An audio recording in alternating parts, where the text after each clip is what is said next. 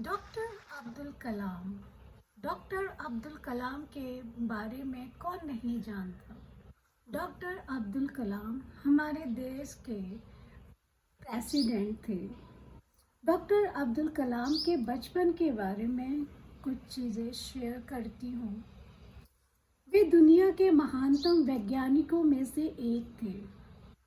Doctor Abdul Kalam के पिता का नाम जनरल आबदीन था और इनकी माता का नाम आशी अम्मा था।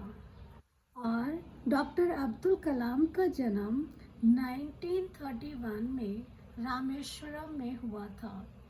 इनके माता पिता ना तो अधिक पढ़े लिखे थे और ना ही बहुत अमीर थे। फिर भी वे बड़े उदार और दयालु थे। परिवार से बाहर वे बहुत से व्यक्ति प्रतिदिन उनके घर में आते थे और भोजन करते थे। अब्दुल कलाम के 3 भाई और एक बहन थी। वे सभी अपने पूर्वजों से प्राप्त पुराने घर में रहते थे। वो बड़े और पक्के मकान थे और रामेश्वरम की मस्जिद वाली गली में रहते थे।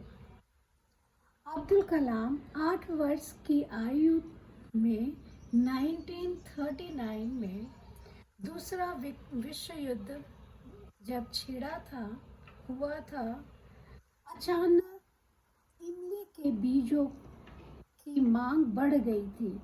अब्दुल कलाम इन चीज़ों को इकट्ठा कर बाजार में जाकर बेचा करते थे। उससे उसके एक चचेरा भाई था, वो जो कि समाचार पत्र का वितरण करता था।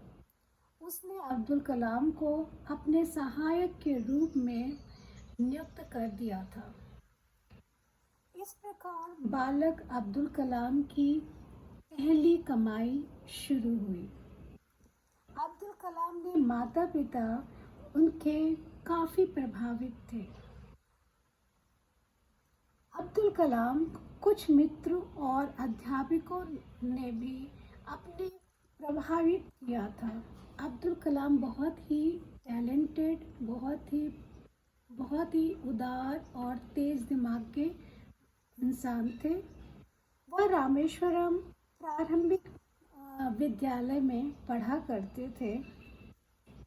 5वीं कक्षा में कंप्लीट करने के बाद में एक नई अध्यापक कक्षा में आए और उन्होंने अब्दुल कलाम, जो कि बहुत ही अच्छे हृदय के थे, बहुत ही अच्छा व्यक्तित्व था, तो अब्दुल कलाम अपने घनिष्ठ मित्र रामनाथ शास्त्री के साथ में प्रथम पंक्ति में बैठा करते थे।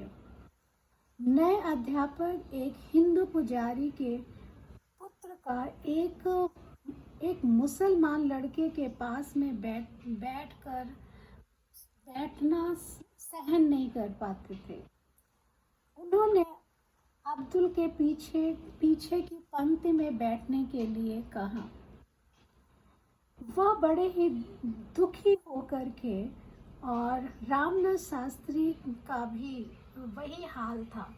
पिछले पंक्ति में कुछ और भी अब्दुल कलाम ने देखा कि शास्त्री तो वहीं बैठा हुआ है, और वह बात अब्दुल कलाम को अच्छा नहीं लगा। फिर शास्त्री ने अपने पिता अध्यापक से कहा और फिर वह अध्यापक ने उनको बुलाया। उसके बाद बच्चों के बीच में सामाजिक विभाजन का जहर क्यों फैलाया जा रहा है, अध्यापक की इस व्यक्तित्व को समझ नहीं पाए और उसको बदलना चाहा। अब क्या था, अब्दुल कलाम के वैज्ञानिक, अध्यापक और उनका जो जिस ऊंचाई पर पहुंचे थे वो कैसे हुआ, क्योंकि अब्दुल कलाम को ब्रह्मांड का बड़ा ही जानकारी रखने का शौक था और वो उस ब्रह्मांड की जानकारी बहुत ही अच्छे ढंग से कर पाए थे। अब्दुल कलाम की पत्नी बड़े पुराने विचार की थी, परंतु उन्होंने सामाजिक बंधनों को तोड़ने का वो बहुत ही प्रयास किया। एक दिन उन्होंने अब्दुल को अपने घर भोजन पर निमंत्रित किया और अपनी पत्नी के साथ में अब्दुल कलाम अपनी रसोई में जाकर खाना परोसने से इनकार कर दिया।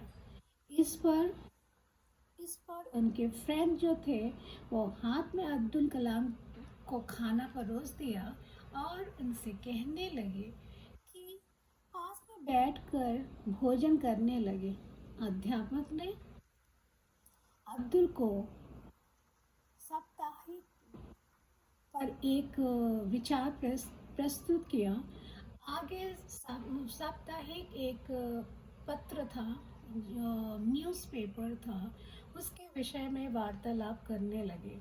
वहीं पर अब्दुल को अपनी रसोई से कोई चीज़ की स्मेल आई, महक आई।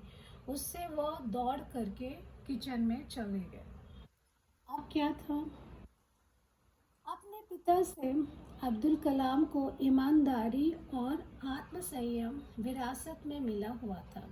अब्दुल कलाम बड़े होने लगे और उन्होंने अपने पिता से रामनाथपुरम में जाकर अध्ययन की आज्ञा मांगी। उस पर पिता ने उससे जाने को तो अनुमति दे दी, परंतु वह पत्नी को साथ में ले जाने के लिए भी बोला। अब्दुल कलाम के पिता की जो प्रसिद्धि थी वो दार्शनिक बहुत ही अच्छी थी और उनका जो